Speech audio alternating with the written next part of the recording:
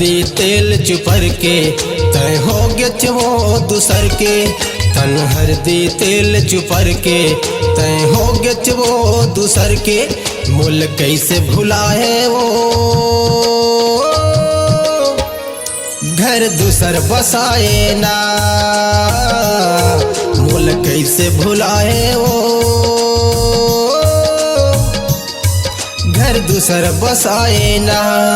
तन हरदी तेल चुपर के तय हो गच वो दूसर के।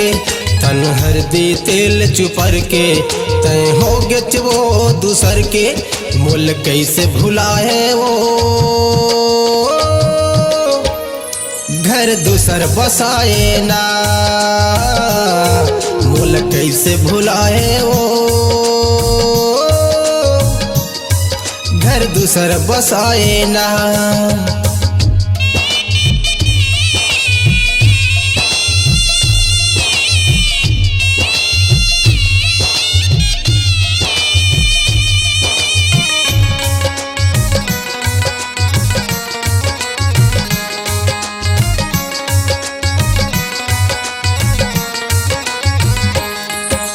बिरहा के आगी में कबर जोरे मोलाओ।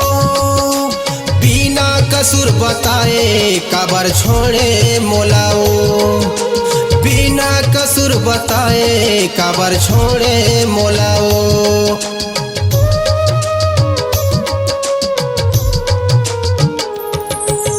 बिरहा के आगी में कबर जोरे मोलाओ।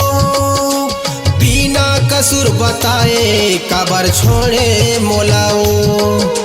बिना कसूर बताए कबर छोड़े मोलाओ। मुरमाया मोहले मुखर के तय हो गच वो दूसर के। मुरमाया मोहले मुखर के तय हो गच वो दूसर के। मुल कैसे भुलाए वो घर दूसर बसाए ना। मुल कैसे भुलाए वो घर दूसर बसाए ना।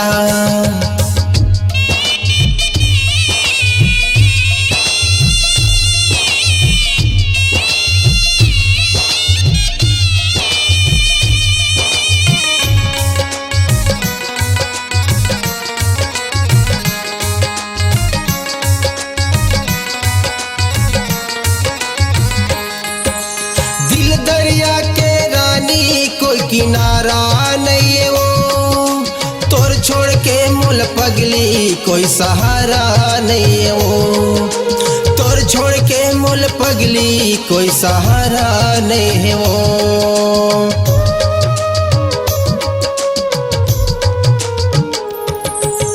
दिल दरिया के रानी कोई किनारा नहीं है वो।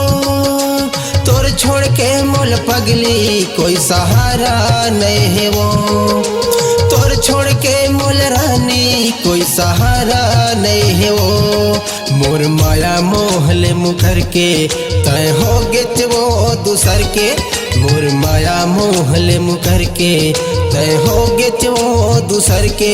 मुल कैसे भुलाए वो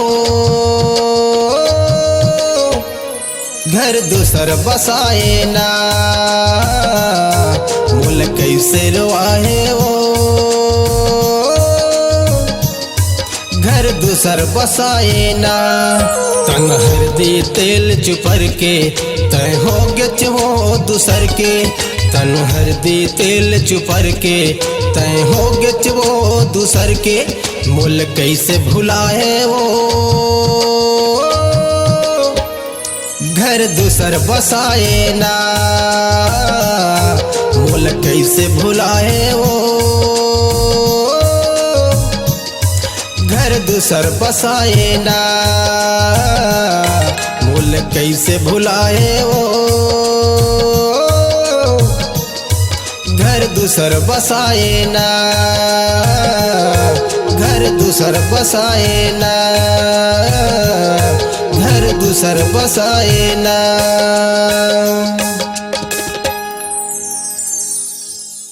स्वरांजलि स्टूडियो, नेमीचंद गली नंबर 2, गंजपारा, रायपुर।